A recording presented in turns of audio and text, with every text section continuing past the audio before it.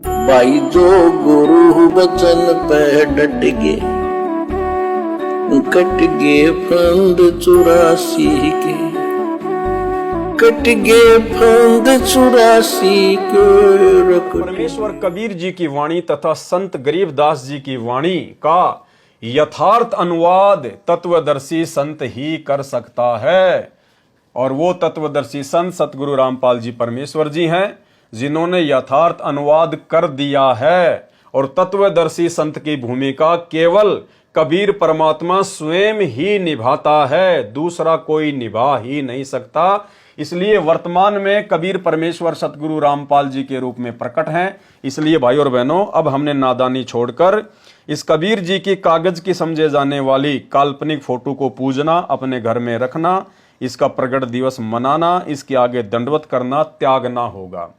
इस फोटो का सहारा सतगुरु रामपाल जी भगवान ने सन 1994 में केवल इसलिए लिया था क्योंकि यदि सतगुरु रामपाल जी परमेश्वर स्वयं को कहें कि मैं कबीर परमात्मा हूं, मैं संत रामपाल दास वो परमात्मा हूं जो परमात्मा 650 साल पहले काशी के बनारस में लहर तारा तालाब में एक विकसित कमल के फूल पर शिशु रूप में प्रकट हुआ था, आज मैं वही कबीर हूं, तो भाई कोई भी उनकी बात पे यकीन नहीं करता और कोई भी उनके ज्ञान को स्वीकार नहीं करता। जिस कारण से परमेश्वर जिस मकसद के लिए धरती पर प्रकट होते हैं, आप और हम आत्माओं को ज्ञान समझाकर अपनी शरण में लेने के लिए, वो काम परमेश्वर का अधूरा रह जाता। इसलिए परमेश्वर ने हम तुच्छ बुद्धि जीवों के बुद्धि स्तर को देखते हुए स्वयं को छुपाया, स्वयं कबीर होते हुए, और इस नकली फोटो को कबीर भगवान बताकर हमारे सामने रखकर अपना ज्ञान प्रचार किया, सत्संग किए, अपनी बात को समझाना चाहा, ताकि हम नादान प्राणी इनके सत्संगों को समझ सकें, हम इनकी शरण को ग्रहण कर सकें। तो शुरुआत में केवल परमेश्वर जी के द्वारा आप और हमारे तक ये ज्ञान पहुंचाने के लिए ही इस फोटो का सहारा लिया गया था, जबकि ये फोटो कोई कबीर जी की असली फोटो नहीं है। क्योंकि 650 साल पहले ना ही तो कोई मोबाइल था, ना ही कोई कैमरा था, ना ही कोई वीडियो रिकॉर्डिंग होती थी, केवल हाथ से ही चित्र बनाए जाते थे। तो अब आप और हम भगत भाई बहनों ने परमेश्वर जी के तत्व ज्ञान को आधार बनाकर समझना होगा कि परमेश्वर ने क्यों इस फोटो को शुरुआत में कबीर भगवान बताया। और अब अपने ही सत्संगों में गुरुदेव भगवान ने कई बार इस फोटो को रिजेक्ट कर दिया है, ये कहते हुए कि आप जो ये चित्र देख रहे हैं ये प्रभु का वास्तविक चित्र नहीं है, यानी ये कबीर जी की वास्तविक फोटो नहीं है, वो तो ना जाने किस रूप में आ जाते हैं, उनके तो कितने ही रूप हैं। तो वर्तमान में वही कबीर परमात्मा संत रामपाल जी के रूप में आ गए।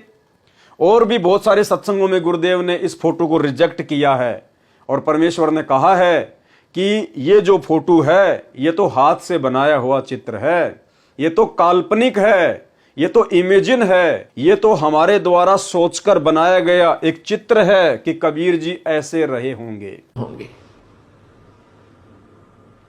अब पुण्यात्माओं, अब तो ये दास बैठा है, यदि यहाँ परमात्मा इसी मानव शरीर तो है ही उनका, क्योंकि बनारस में 120 वर्ष रहे, और अब भी वो आ जाते। जो हम चित्र देखते हैं प्रभु का, ऐसा चित्र नहीं है। वो तो ना जाने कितने स्वरूप हैं उस मालिक के, वो किसी भी रूप में आकर के अपना ज्ञान बताता है, अपनी प्यारी आत्माओं को अपने चरणों में लगा के भक्ति करवा के सतलोक ले जाता है। अब आज हम भगवान की तलाश कर रहे हैं, और परमात्मा क्या अनमोल वस्तु है, क्या अनमोल है, कितना उसके अंदर गुण है।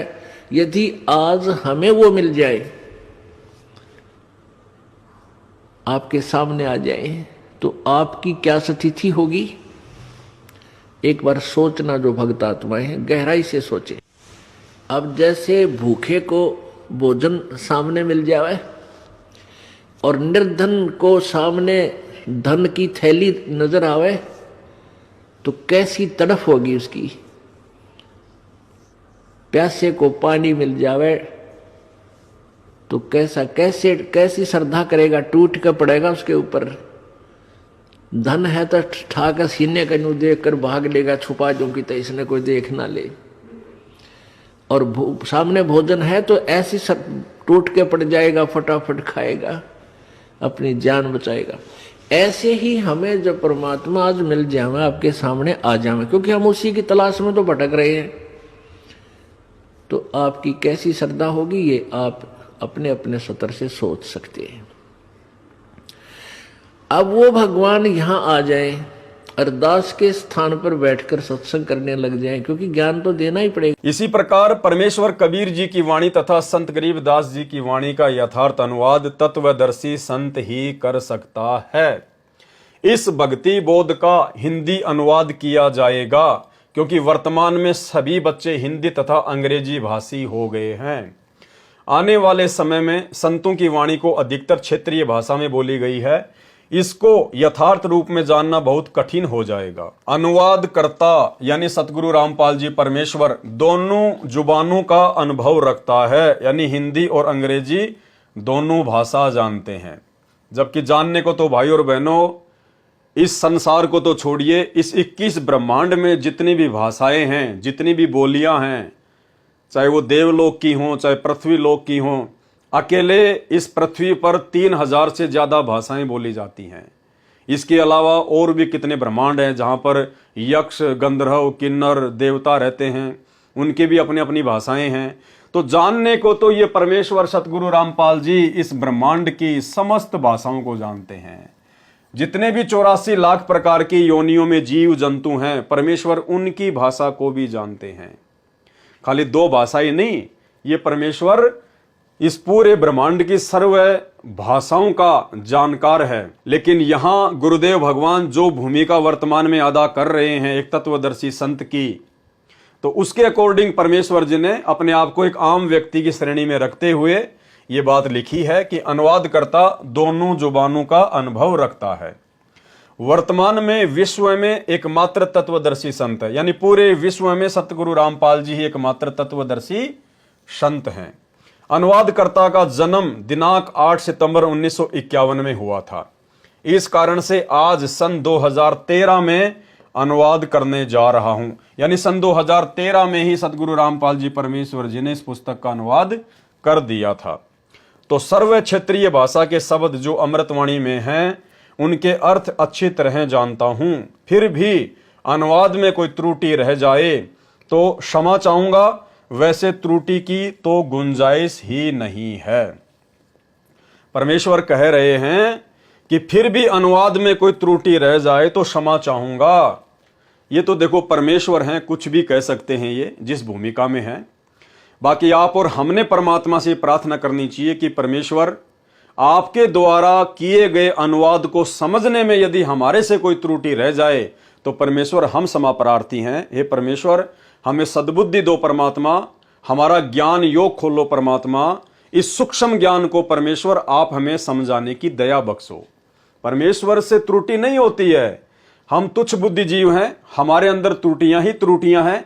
इसलिए हमने परमात्मा से प्रार्थना करनी है कि परमेश्वर आपके द्वारा किए गए अनुवाद को समझने की सद्बुद्धि प्रदान करो।